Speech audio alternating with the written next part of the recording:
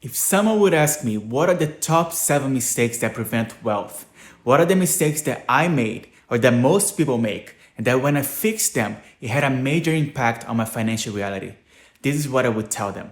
Well, first of all, making money is not an exact science. Just because someone made money doing a certain thing, it doesn't mean that the same outcome will happen for me or for you if we do the same thing, because there are so many variables. But there are certain things that can get in the way of making money, of keeping money, and of having a calm financial life without desperation, worry, and fear. Let's begin with mistake number 7 that prevents wealth: not controlling your money.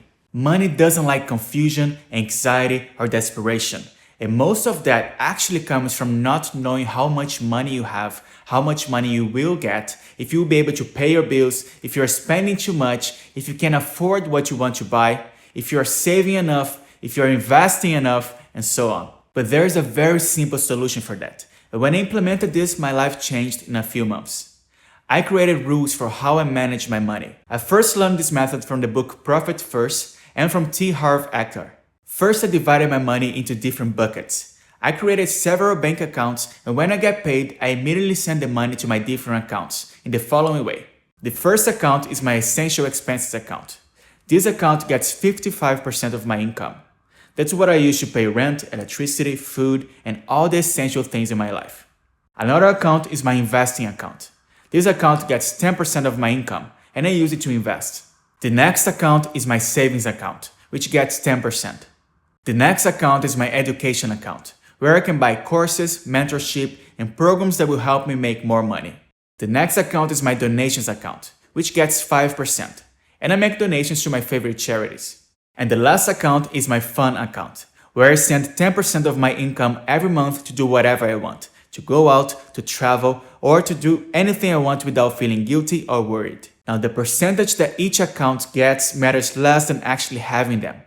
Even if you can only put 1% of your money into one or more of these accounts, which I used to do in the beginning, just by controlling your money, you will get peace of mind, clarity, and eventually you will start to make more money. For example, the more money I make, the less I need to allocate into essential bills. And I can put more money into investing or saving. So this is mistake number 7, not controlling your money. Now for mistake number 6, focusing on cutting expenses instead of earning more. Don't get me wrong, you don't want to overspend, especially with things you can't afford. But here's the thing, whatever we focus on expands. Maybe you had this experience before. You found a way to cut expenses and spend less, but shortly after, maybe 1 week, 1 month, 2 months later, something happened and you started to make less money. So your financial situation ended up being the same and possibly with less comfort in your life. That's because you were only focusing on cutting expenses. And when you focus on that, you're telling yourself that you don't have enough. You're focusing on the lack of money instead of abundance.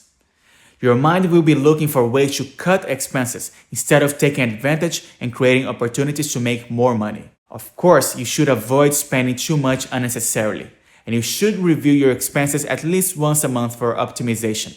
But the main focus should be expansion. So you can make more money and you can afford your lifestyle. You can afford to invest, you can afford to have savings, you can donate and contribute, and you can have access to the best information, education, and so on. So this was mistake number 6, focusing on saving instead of earning more.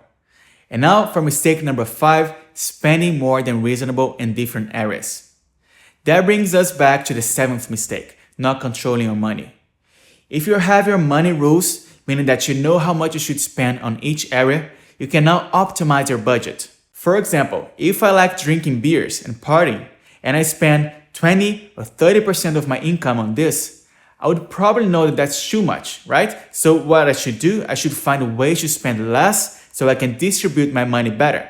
Or I should find ways to make more money so those expenses won't hurt my other financial areas. Maybe for your current financial reality, you're spending too much on rent, maybe on partying, maybe on your brand new car or phone. This might sound obvious, but it was only when I started writing down my monthly expenses, checking them, and separating them into the 6 areas: essential bills, investments, savings, education, donations, and fun, that I actually started seeing what was really happening. I could find my blind spots that needed improvement. Once I tracked them and fixed them, I started to see fast changes that improved my financial life. So this was mistake number 5, spending more than reasonable in different areas. If you're enjoying this video, don't forget to give me a thumbs up, subscribe to this channel, and hit the bell button, okay?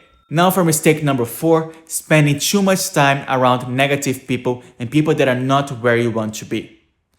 Have you ever heard the famous quote that says that you are the average of the 5 people that you spend the most time with? Now think about the 5 people you spend the most time with. You will all probably have a similar financial situation, right? Maybe your income is similar and your expenses are similar too. Once I heard a quote that made a lot of sense to me. That is, you don't attract what you want. You attract what you are. So if you have friends that have the same financial situation as you, it's probably because they think the same way as you think. Now, I am not saying that people with money are better than others. I'm not saying that you have to stop hanging out with people who don't have as much money as you want to have. But if you want to change the way you think and consequently change your situation, the quickest way to do that is by spending more time with people who have the financial situation that you want to have. Now here's something that happened to me recently that illustrates this. On a Friday night, I went for dinner with a few friends that have a good financial situation. And during the event, we talked about investing, career plans, traveling, books, culture, music, and so on. Now on the next day, I went to the beach. And for those of you who don't know, I live by the beach in Rio de Janeiro. And I ran into another friend who is making way less money than the other friends from the previous night. Again, just to make it clear, this friend is a great person, and this has nothing to do with his character, okay? This video is strictly about money. So he was hanging out with his friends at the beach. It was maybe noon, and they were all drunk. They didn't even sleep the night before, and all they could talk was about partying, getting drunk, and enjoying life. So when you start hanging out with people that have what you want to have, whether it's money, relationships, good health, you see that the conversation starts to change. Their way of thinking is different than the people that are not in their situation. And therefore, if you want to change quickly and be like them, you need to spend time with them. If our thoughts and our way of thinking create our reality, one of the quickest ways to change the way we think is by hanging out with people that think the way we want to think.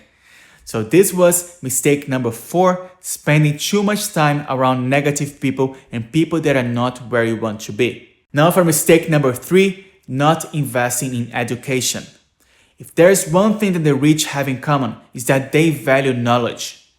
Knowledge can come through experience, through books, through courses, from Google, YouTube, in several other ways. And if you don't have the financial reality that you want, it means that there's probably something that other people know and you don't. Yes, I know that nowadays we can have access to all kinds of information for free on the internet. There's probably nothing you want to know that is not available online for free. So the education I mean here could be financial education, investments, entrepreneurship, personal development, or anything that will help you increase your income. But here's what happens when you actually invest money into education. Number 1, you become more committed. Because you invested your money, you're 100 times more likely to apply yourself and go through whatever program you signed up for, to take actions based on what you learned and to see real results. Number 2, you get organized information. Even though we have all the information available online, we don't know what to study first, what to do next, we get lost and we never see results. When you buy a program, a book, a seminar, we are getting everything done for us. We are getting organized information and we are buying time and clarity. A shortcut that makes us grow much faster than trying to figure out everything by ourselves. When I was at my lowest point, I barely had any money and I chose to invest in education. And that was probably one of the best decisions of my life. Because with what I learned in those courses, I multiplied my money in a few times and it started to slowly change my reality. So this was mistake number 3, not investing in education. Now for mistake number 2, being needy. If you follow my channel, you know that I create visualization videos about money. Now here's the thing, when you put an intention to receive money, to attract money, you're putting yourself in a state to attract money, to see opportunities or to create opportunities to receive money. Now, I see people commenting on YouTube, and by the way, I'm not judging anyone because I used to think the same way too. But I see some people commenting things like, Please, I need money. I'm desperate. I have no money. I'm in debt. Please help me. God, please help me. So what kind of message are they sending out when they say those things? That they have money, that they are abundant, or that they don't have money, and that they are desperate? What emotions do they have when they say those things? Is it gratitude and love, or is it frustration, anxiety, desperation, fear? It's all focused on the fact that they don't have money. And when you're possessed by these negative emotions, your body goes into fight or flight mode. And you can't have inspiration, ideas, you can't see opportunities that will actually help you create the financial reality that you want. So at the same time you're saying that you want money when you do affirmations or visualizations, trying to get into a state of gratitude or inspiration, you're also feeling anxious, afraid, and desperate. And those two states will create confusion inside of yourself, make you even more anxious and preventing any progress. So what is the goal of these videos I do, like Ho'oponopono for example? It should help people get rid of the fear, the anxiety, and the worries about money, to remove past traumas and clear themselves. So when they do practice affirmations, there is no resistance, nothing blocking them from changing their reality. So this was mistake number 2, being too needy. And finally, the number 1 mistake that prevents wealth, not working on your mental conditioning. We know that our thoughts create emotions, and our emotions create our actions, and our actions create our results in life. So if we want to change our results in life, we need to change our thoughts, right? Well, not that simple. Research says that we can have 60,000 thoughts per day, and it would be impossible to control all of them, even if we spend all day trying. Plus, 90% of these thoughts are repetitive, meaning that we repeat them every single day. So where do these thoughts come from? They come from our conditioning, which is basically the things we've experienced during our lives and stored inside of us. It's like we took everything we heard, saw, felt, and experienced about money since we were little kids, gave meaning to these experiences, judged them as good or bad, and created rules and beliefs for ourselves like a computer software. So when something happens, we have an automatic reaction based on our software, creating predictable thoughts, emotions, and actions.